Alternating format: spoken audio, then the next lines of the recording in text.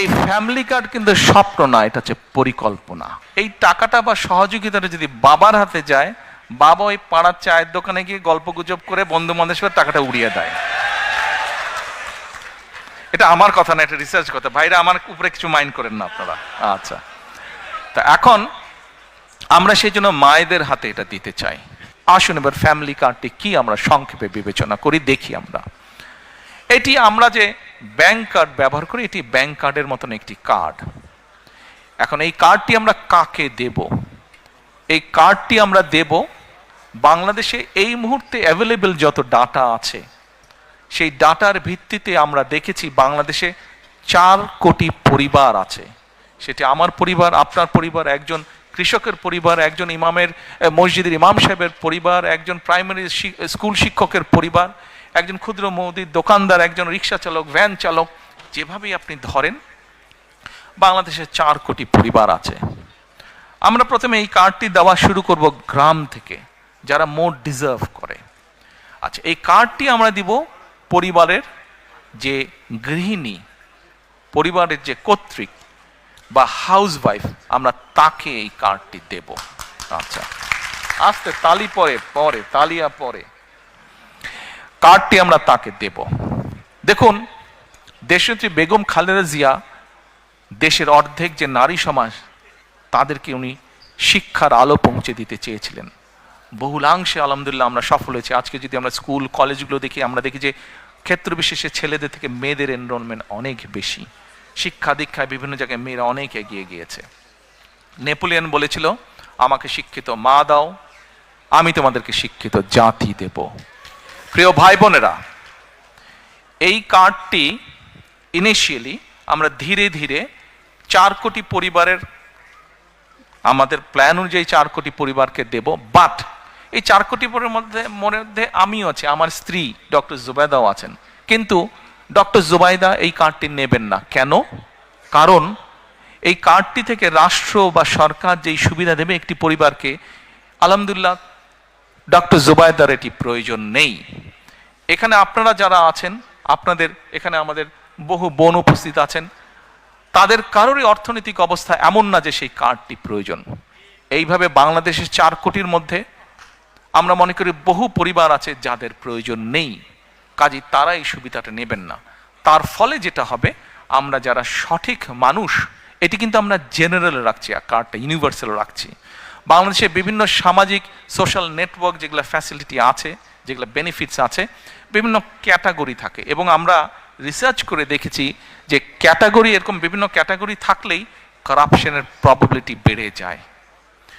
কারাপশনের probability বেড়ে যায়, political influence হয়, তখন ওইখানে কারাপশন তৈরি হয়। সেজন্য বিষয়টাকে আমরা জেনারেল রাখছি। আচ্ছা, এই কার্ডটি আমরা মহিলাদেরকে দেব। আমরা এর মধ্যে কতগুলো 10টা স্পট, সরকারের কিছু নিয়ম আছে, আপনি হুট করেই চালু করতে পারবেন না, পাইলট প্রজেক্ট করতে হয় সরকারকে। RICL TMX, যুগের পর যুগ স্থাপনা থাকে মজবুত। এই কার্ডটির মধ্যে আমরা 2টো উপায় রেখেছি। 2 থেকে 2,500 টাকা পর্যন্ত আমরা কিছু মহিলা বা পরিবারকে বা হাউসওয়াইফকে আমরা দেব, আর 2,500 টাকার সম পরিমাণ খাদ্য সহায়তা আমরা দেব। পাইলট প্রজেক্টের মাধ্যমে আমরা দেখব যে 3 থেকে 6 মাস যে কোন পরিবারগুলোর কতটুকু উন্নতি হচ্ছে, কিভাবে পরিবর্তন হচ্ছে। যেটা বেটার হবে, যদি ক্যাশে বেটার হয় আমরা ক্যাশ দেব, যে যদি খাদ্য সহায়তা দিয়ে বেটার হয় তাহলে আমরা খাদ্য সহায়তা দেব। এই কার্ডের আপনারা হয়তো কেউ জিজ্ঞেস করতে পারেন যে ভাই, দলের লোকজন দিয়ে করলেন, তাদের রিসার্চ আর কতটুকু কারেক্ট হবে? এখানেই ভুল। শুধুমাত্র দলের লোক দিয়ে আমরা রিসার্চ করিনি।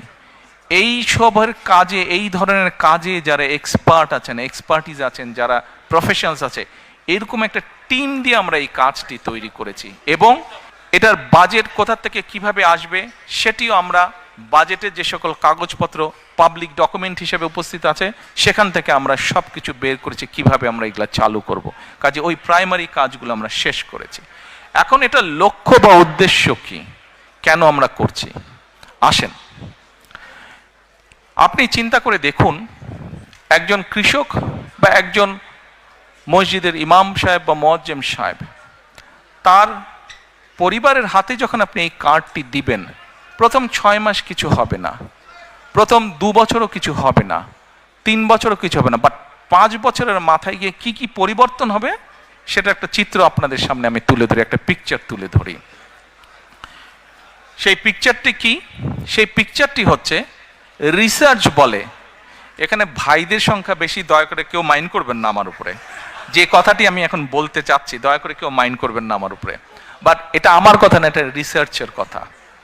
রিসার্চ কি বলে, যখন পরিবারের স্ত্রীর হাতে আপনি একটা অর্থনৈতিক সহযোগিতা দিবেন, স্ত্রী তখন কি করে, এই সুবিধাটা সে তার সন্তানদের লেখাপড়া এবং স্বাস্থ্যের পিছনে প্রথমে সে খরচ করে।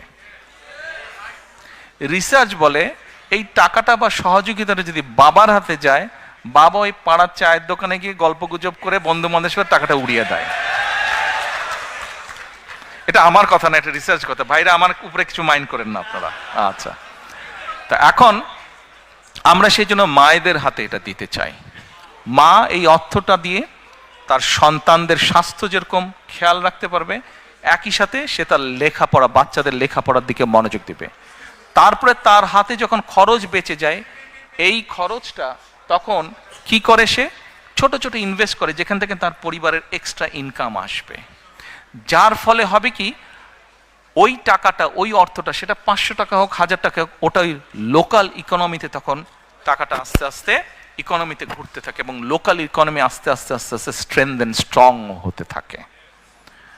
প্রিয় ভাই বোনেরা, চিন্তা করে দেখেন, আপনার গ্রামে এরকম যদি 10টা পরিবার থাকে এবং একটা 10টা পরিবারের কে যদি আপনি আস্তে আস্তে কন্টিনিউ 5 থেকে 7 বছর একটা সাপোর্ট দিতে পারেন এরকম, তাহলে 7 বছর পরে কি সেই পরিবারটার চেহারা বর্তমানে যা আছে তা থাকবে?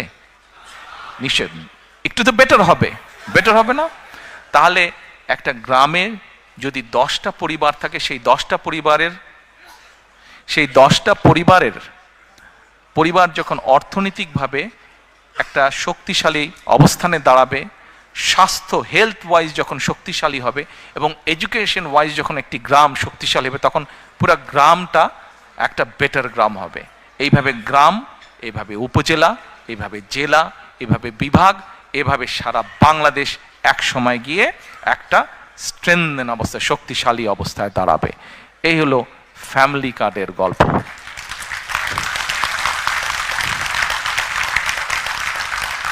এই ফ্যামিলি কার্ড কিন্তু স্বপ্ন না, এটা হচ্ছে পরিকল্পনা, এবং ইনশাল্লাহ এই পরিকল্পনা আমরা বাস্তবায়ন করব। আমরা যদি 4 কোটি পরিবারের অন্তত 30 to 40% কাছে রিচ করতে পারি, তাহলেও ইনশাল্লাহ বাংলাদেশের চেহারার একটা বিরাট পরিবর্তন হবে। আমাদের লক্ষ্য কাউকে মিলিয়নিয়ার বানানো না, কিন্তু আমাদের লক্ষ্য বাংলাদেশের 4 কোটি পরিবারের প্রত্যেকটি পরিবার যেন সুন্দরভাবে, ডিসেন্ট ভাবে বেঁচে থাকতে পারে, দাঁড়াতে পারে। এটি হচ্ছে আমাদের লক্ষ্য।